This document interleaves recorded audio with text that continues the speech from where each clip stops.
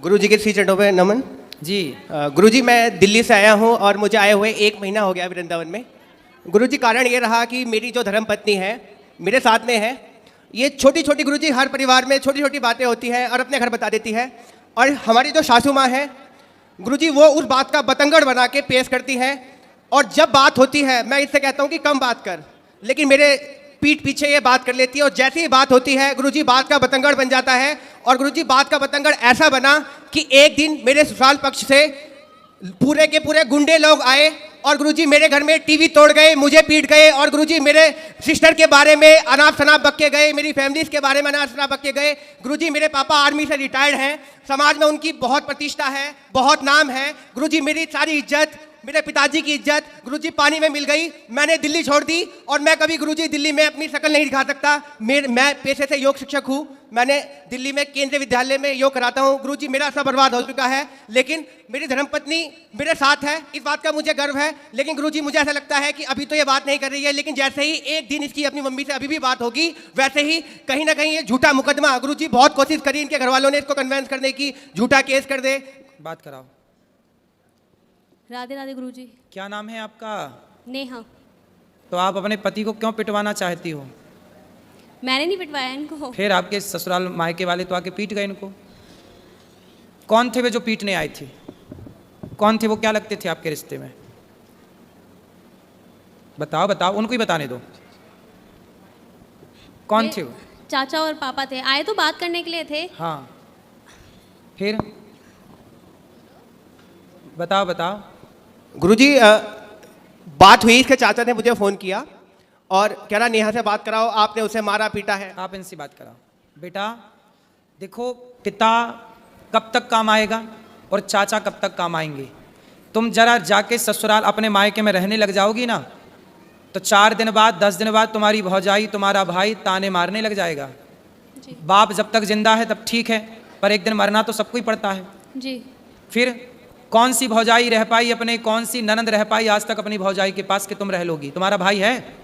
जी गुरुजी। तो भौजाई के साथ सदा गुजार लोगी जीवन? ताने मारेगी तुम्हारी भौजाई, आ गई अपने पति की तो हो ना सकी तो मेरी हो जाएगी, ऐसा ना बोले तो कह देना।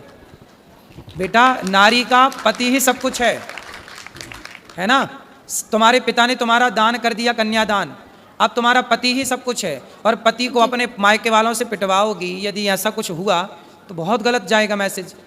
आप पति पत्नी दोनों खुश रहो, है ना। और आपको ना अपनी माँ, आज पता है जितने तलाक होते हैं, आप मानती हो इस बात को कि 95% तलाक लड़की की माँ की गलती से होते हैं। पता नहीं लड़की की माँ, लड़कियों से मोह भंग ही नहीं होता। जब इतनी बात करनी थी तुम्हारी माँ को तुमसे, तो फिर ब्याह ही क्यों किया? घर पे ही रखती अपने बात, दिन रात करती तुम बात, क्या दिक्कत थी? क्यों ब्याह किया फिर? रुको बेटा रुको, तुम लियो। इसका मतलब ये हुआ, आप मानती हो उस बात को कि बहुत सारी माताओं की गलती से, माँ की गलती से बेटियों का तलाक हो जाता है? जी। आप मानती हो? हाँ। उसमें से एक आप भी हो। आपकी जो माँ है ना, माँ कैसी होनी चाहिए? अरे माँ ऐसी होनी चाहिए कि पति पत्नी में लड़ाई हो तो माँ कहे कि बेटा ये तो सबके घर होती है, इस धरती पे ऐसा कौन पति पत्नी है जिसमें कभी लड़ाई झगड़ा ना हुआ हो? जी। सबके होता है। इसका मतलब ये थोड़ी कि माँ तुमको बोला आजा बेटा मैं देखती हूँ दामाद को मैं पिटवाऊंगी। अरे माता सती अपने पिता के घर चली गई थी, दक्ष प्रजापति के घर, और वहां पर देखा कि मेरे पति का अपमान हो रहा है, तो माता सती सहन ना कर पाई। एक अच्छी स्त्री वो होती है जो कभी अपने पति का अपमान ना करती ना कराती। वो कैसी पत्नी जो अपने पति को अपने पिता और अपने चाचा से पिटवाए? तुम्हारे पिता बिल्कुल धर्म का ज्ञान नहीं रखते क्या? अनपढ़ है क्या? अरे दामाद का पांव पूजा है, जिसका मंडप के नीचे पांव पूजा है, उसे मारने का सोच भी कैसे सकते हैं? थोड़ा रिश्तों में मर्यादा भी तो रखनी चाहिए ना बेटा। ऐसे थोड़ी गुस्साई तो हाथ किस पे उठा रहे हैं ये भी तो सोचना चाहिए भाई। दामाद के पांव पूजे जाते हैं मंडप के नीचे, चाचा ने भी पांव पूजे होंगे, और आज वो चाचा आके मार के चला गया, तुम्हारे कारण तुम्हारा पति पिट गया, तो क्या ये तुम अच्छी नारी का परिचय दे रही हो? ऐसे रिश्ते नहीं बेटा। देखो पति सर्वोपरि है, स्त्री के लिए बताओ, स्त्री के लिए माँ बाप भी सर्वोपरि है, माँ भी सर्वोपरि है, ठीक है, पर अब तो आपका विवाह हुआ तो पति सर्वोपरि है ना जी। फिर तो आपके पति के साथ आपके परिवार वालों ने सही किया कि गलत किया? गलत किया। फिर आपने बोला नहीं उनको? आपने बोला नहीं अपने पिताजी अपने चाचा जी को कि तुम्हें शर्म नहीं आई? कितने साल हो गए शादी की बात कराओ? 3 साल होंगे अभी 14 नवंबर को। 3 साल में ही पति को कुटवा दिया। गलत किया ना बेटा तुमने। ऐसे समझा दो अपने पिता को और अपने चाचा को, बोले ये जो तुम्हारी ताकत हमारे पति को मारने के लिए लग रही है ना, ये दीन दुखी की सेवा में लगाओ, कुछ दीन दुखी को भोजन पानी कराओ। ताकत है। रावण जैसों की लंका जल गई बेटा। ताकत घमंड तो रावण का नहीं चला। तो बोल देना अपने चाचा को और अपने पिता को, जी गुरुजी। है ना, कि मेरे पति को सुनो, आपका धर्म है कि आपको पति की तरफ खड़े होकर बोलना चाहिए, चाचा मेरे पति की तरफ आंख उठा के मत देख लेना, ये आपका धर्म कहता है। ठीक है। ठीक है। तो आप किसके साथ हो? माँ के पक्ष के पति के साथ? इनके साथ। तो पति आपके शराब पीते हैं? नहीं। गलत है? नहीं। आपको प्यार करते हैं? बस एक्सेस बोलते हैं, बहुत ज्यादा एक्सेस बोलते हैं, जरूरत से ज्यादा बोलते हैं। अभी बेटा शादी के 3 साल हुआ है। 3 साल में ना बेटा आम का पौधा लगाओ तो उसको भी 5 साल लगते हैं तब वो फल देता है। क्यों जी? आम का पेड़ कितने साल में फल देता है? 5 साल में। बेटा भी तुम्हारी शादी के 3 साल हुए हैं। शादी को थोड़ा मैच्योर तो होने दो, रिश्ते को पकने तो दो। जब पकेगा, जब एक दूसरे को समझोगे। अब तुमने उसे ऐसा करा दिया तो उसके अंदर तुम्हारे प्रति क्या श्रद्धा रहेगी? अब तुम हमें पिटवाओ और फिर हमसे उम्मीद करो कि हम तुमसे प्यार करें और तुम्हारा सम्मान करें। बेटा सम्मान दोनों तरफ से होता है। जब तुम सम्मान करोगी ना तो हम भी करेंगे, और तुम हमें गाली दोगी तो फिर हमसे सम्मान की कामना मत करना। ठीक है? गुरुजी एक बात और कहनी थी।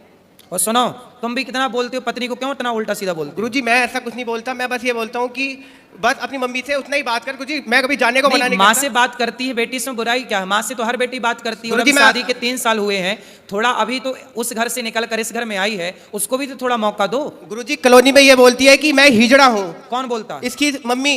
और हमारी बच्ची हो गई, पूरी कॉलोनी में ये बोलती है ये दवाई खा खा के। गुरुजी पता नहीं क्या क्या बोलती है। गुरुजी मेरे को इतनी शर्म आती है कि मैं गुरुजी बता नहीं सकता। आप पूछो गुरुजी। क्यों बात कराओ? तुम अपनी माँ को बताओ ना बेटा, है ना? तुम्हारी माँ ऐसा बोलती हिजड़ा है, ये सब नहीं बोलना बेटा। माँ को समझाओ कि माँ तुम अपना काम करो। गुरुजी मैं आपसे एक बात पूछना चाहती हूँ कि क्या कोई माँ बाप ये चाहेंगे मेरी लड़की का घर टूट जाए? बेटा कोई माँ बाप नहीं चाहते गुरुजी। बेटा बहुत माँ बाप की गलती से ही टूटता है, ये क्यों नहीं सोच रही हो? नहीं वो बात आपकी ठीक है, लेकिन वो नहीं चाहते। कुछ ऐसे रीजन रहे हैं, कुछ ऐसी बातें रही हैं कि उनको ये स्टेप, मैं मानती हूँ कि ये चीज़ गलत थी, उनको नहीं करना चाहिए था, ये बहुत गलत था, लेकिन मुझे नहीं पता क्या सोच के उन्होंने ये किया। लेकिन आप इस बात से एग्री हो ना हो, 95% तलाक भारत में लड़कियों के माँ बाप की गलती, और माँ बाप अपनी बेटी को सही गाइड नहीं करते। कई बार क्या होता है मैं आपको बताऊं, जी। पति पत्नी में लड़ाई होती है ना, पत्नियां भाग जाती हैं मायके, फिर पति जी। फोन लगाता, अच्छा सॉरी हम अब तुमसे बात करेंगे, गलती हो गई, अब नहीं तुम्हें डांटेंगे, नहीं बोलेंगे। जी। माँ बोलती है नहीं, दामाद तो नाक रगड़ता हुआ आएगा तब भेजूंगी। अब दामाद आता है तो माँ फिर भी नहीं भेजती। अब बताओ ये माँ की गलती है? हाँ ये गलती है, लेकिन ऐसी बहुत माएँ हैं इस धरती पे।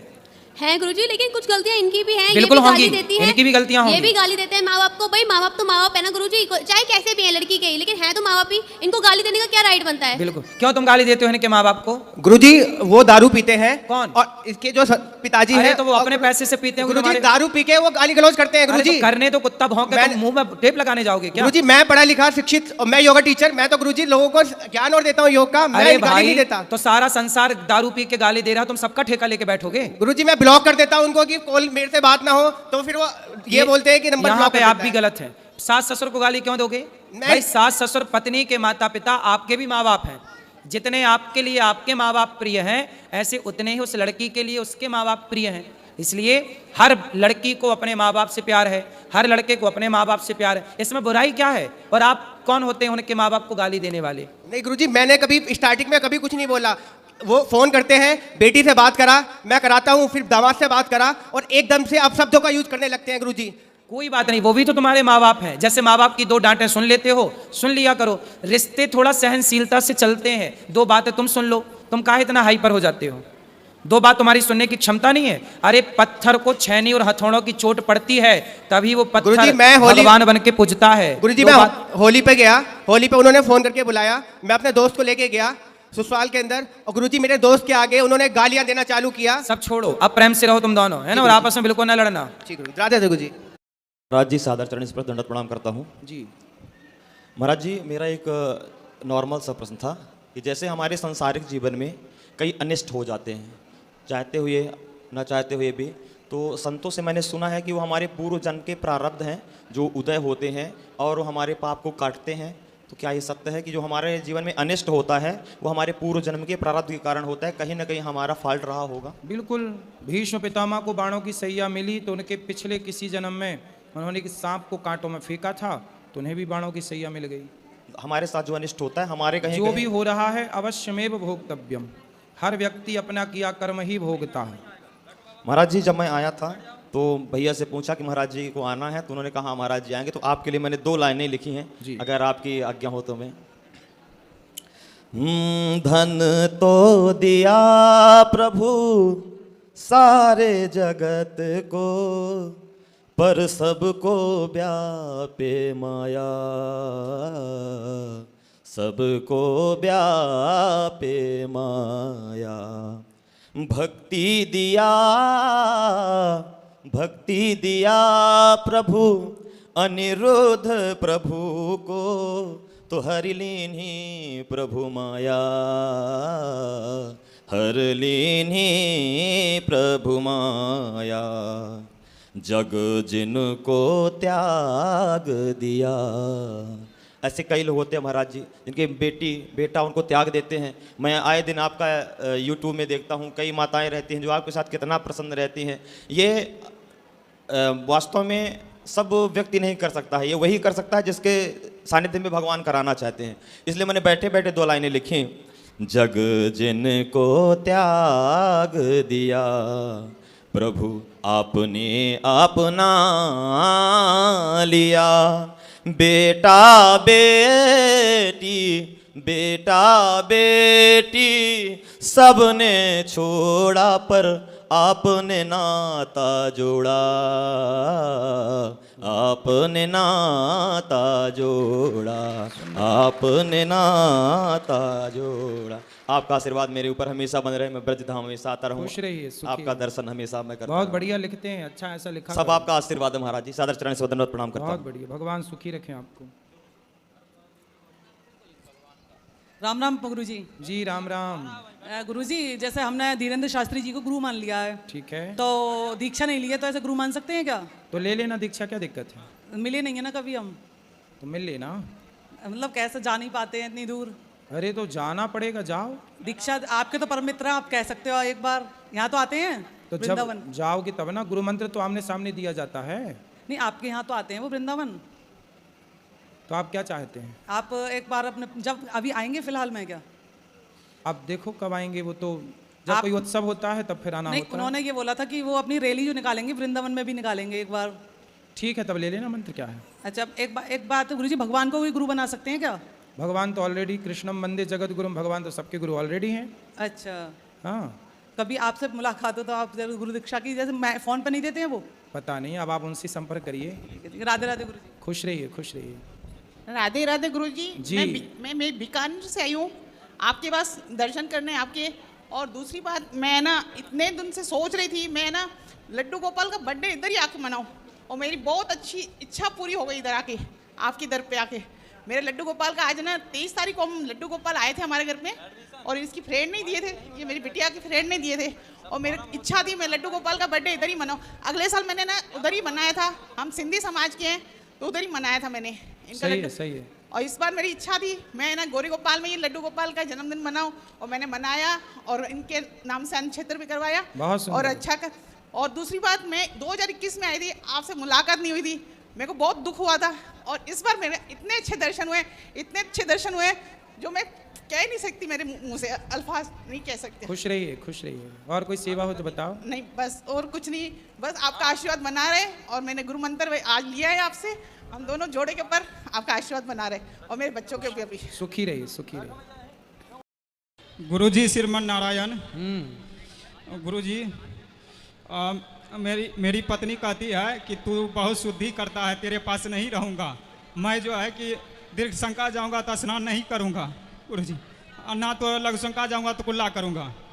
हमको श्रद्धा नहीं बचता है। गुरुजी कहता है कि नहीं तो हमको पहुँचा दीजिए, नहीं तो जो है कि अच्छा नहीं होगा। कहाँ आपकी पत्नी? ये लेके आए। बात कराइए।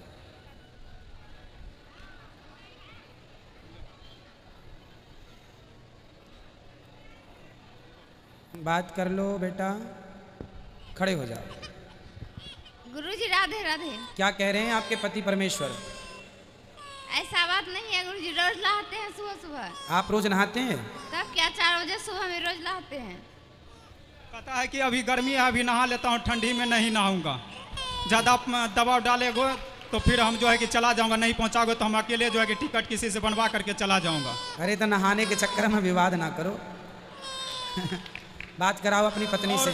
मुझे खूब परेशान करती है, कुछ से कुछ बोलते रहती है। हम कथा सुनता हूँ तो ये सुनती नहीं है कथा। और जो क्या करती हैं उस समय? ये जो है ना कथा हम धराता हूँ ना, तो ये जो है ना इधर से उधर चली जाती है और जो है ना कुछ से कुछ करने लगती है। कहता है कि हमको कथा नहीं चाहिए, और जो है इसको जो है ना ये फिल्मी गाना सुनेंगे और सीरियल देखेंगे, धारावाहिक। अच्छा। कथा कहेंगे सुनने के लिए तो नहीं सुनेंगे। बेटा आप लोग आगे से बैठ जाओ, सब बैठो, बात कराओ पत्नी से इनकी। बेटा कथा क्यों नहीं सुनते आप? सुनते हैं गुरुजी, लेकिन ये फूल आवाज दे देता है, बच्चा रोने लगता है, कैसे सुनेंगे। बच्चा देखो उन्हें तो रख रखा है गोद में बेचारे ने। अभी लिए हैं गोद में, तभी से हम ही रखे थे। अच्छा तो छोटी छोटी बातों में आप लड़ा ना करो। ये लहसुन प्याज नहीं खाता है, हमको खाने भी नहीं देता है। आपको लहसुन प्याज अच्छा लगता है? हम खाते हैं। और ये नहीं खाते? ये नहीं खाता है, हम खाते हैं। कोई बात नहीं। जब मेरा मन करेगा हम खुद छोड़ देंगे। अच्छा सुनो, पहला तो ये है कि हम सबको नहाना ही चाहिए। लघु शंका जाने के बाद 4 कुल्ला करना चाहिए, शौच के बाद नहाना चाहिए। ये इसलिए कि जैसी शुद्धि हम रखते हैं ना वैसी बुद्धि होती है। ये तो आपके लिए ही है, आपकी भलाई के लिए ही है। अभी कोरोना काल में सबने कहा ना बार बार हाथ धुलते रहिए, क्योंकि शुद्धि है ये। बार बार हाथ धुलते रहिए, तो शौच करने के बाद नहाते रहिए ताकि शुद्धि बनी रहे। तो ये सब शुद्धि के लिए कहा जाता है, कर लेने में कोई आपत्ति नहीं है। और गुरुजी घर के बाद पड़ोसन से कहती है, कोई भी बात हो ये तो मैया पड़ोसन से आगे कहती खड़ी हो गई है, मैया से बोलो जरा, मोटी मैया से बैठे। है। घर की बात पड़ोसन से जाकर के कहती है सारी बातें। अच्छा हाँ, हमको अच्छा नहीं लगता है, सब जो है कि तना देता है, हमको अच्छा नहीं लगता है। बात कराओ अपनी पत्नी से। क्यों बातें पड़ोसन से क्यों बताते हो बेटा? अपने घर की बात किसी से नहीं कहना चाहिए। लोग हंसते हैं, लोग मजाक बनाते हैं। आपके पति का मजाक बनाएंगे, कल आपका भी मजाक बनाएंगे। इसलिए अपने अपने, बेटा हाथ नीचे रख लो, अपने अपने घर का दुख ना कहियो रोई, सुन ठले हैं लोग सब, बांट न ले हैं कोई। अपने घर का किसी से कुछ भी नहीं कहना चाहिए। लोग रो रो के सुन लेते हैं और हंस हंस के बताते हैं। नहीं कहेंगे अब नहीं कहेंगे। नहीं और अपने पति के साथ प्रेम से रहो, गृहस्थी प्रेम से गुजारनी चाहिए, लड़ाई झगड़ा नहीं करना चाहिए। और गुरुजी बोलता है क्या आदि तुम ज्यादा शुद्धि करते हो तो चले जाओ वृंदावन, गुरुए के पास रहना, हमको छोड़ दो, हम अकेले रह लेंगे। और जो है कहता है क्या, और आप बताते हैं ना कि यदि मायके में रहोगी तो भाई भौजाई तना देगी, तना मार मार के जीने नहीं देगी तुमको। ये कहता है कि मेरा भाई है ही नहीं तो मेरा भौजाई कैसे तना मारेगी। तो हम तो वहाँ अकेले जो है कि पिता के पास रह लेंगे। अच्छा तो ये एक ही बहन है, कोई भाई भाई नहीं है? नहीं, 2 बहन है, भाई नहीं है। अच्छा तो ये कहता मेरे को कौन तना मारेगा, हम अकेले रह लेंगे। अच्छा हाँ, तुम चले जाओ वृंदावन, वहीं रहना गुरुवे जी के पास, ज्यादा कथा सुनते हो। यदि मेरे पास रहोगे तो या तो धर्म को छोड़ना पड़ेगा या कर्म को या गुरु को छोड़ना पड़ेगा। अब बताइए क्या करें गुरुजी। अपनी पत्नी को समझाओ। खूब समझा समझा के परेशान हो गए हैं गुरुजी, नहीं मान रहे, हम भी थक गए हैं। चलो आप समझ जाएंगे। आपकी पत्नी समझदार है, समझ जाएंगी। बेटा समझ जाओ, पति को परेशान नहीं करते हैं।